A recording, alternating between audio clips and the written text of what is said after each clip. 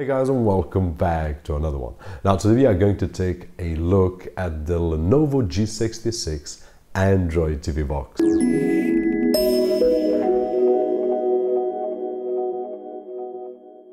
And we are back. So starting with the unboxing experience, pretty common. We will find the box, of course, a wireless remote, which is SKYPE, by the way, where we will talk about that in just a few moments, HDMI cable, and a power adapter. Now, the first thing that I would like to mention right over here is in terms of design. This is a very uncommon shape for an Android TV box. I personally enjoy it, but I will see some people that will enjoy and some people that won't. Some people that will make use of this weird shape, like a decoration piece of technology, and others that won't have the space. For example, if we have a small shelf to put a box, then this will not fit. So this will depend on our needs, but in terms of design, I really enjoy it. It has these blue LEDs that you can see inside the cube, and in terms of the build quality, it's actually really nice as well. This is not a cheap plastic, although the box is not that expensive. It is made of this matte plastic outside and then this glossy plastic in the inside.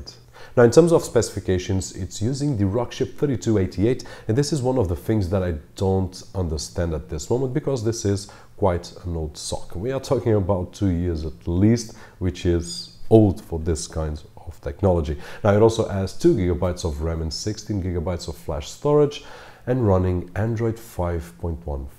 So these are two of my disappointments right over here, but I will talk a little bit more on the conclusion. Now, moving to the launcher, as you guys can see on screen, it comes with a usual boring launcher, which most of the Android TV boxes come with.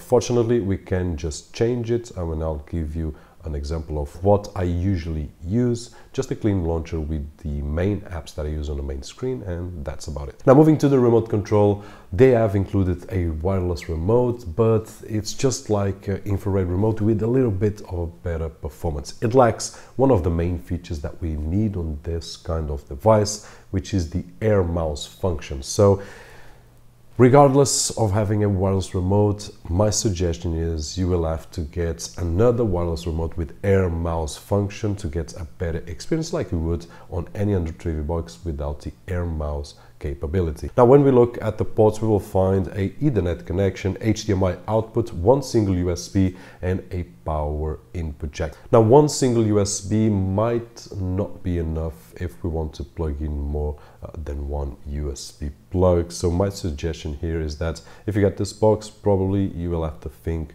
of another 20 to 25 euros or dollars to invest in a USB multiplier or hub, as you want to call it, so that we can use several other devices, because one at this moment it's really limiting, at least in my opinion. Now, that being said, let's go for some benchmarks and some real-world performance tests so that we can see how this particular box behaves in real-world applications, and I will be back with you guys for the conclusion.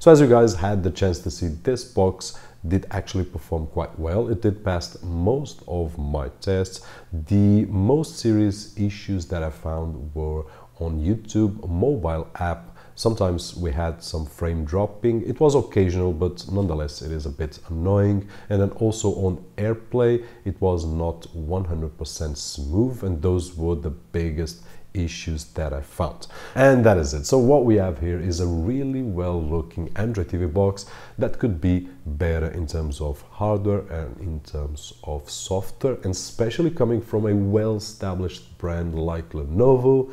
I was honestly expecting more, as I already stated. And that is it. Hope that you guys enjoyed this video, and if you did, don't forget that usual thumbs up. My name is Roberto George, and as always, I'll see you guys on the next one.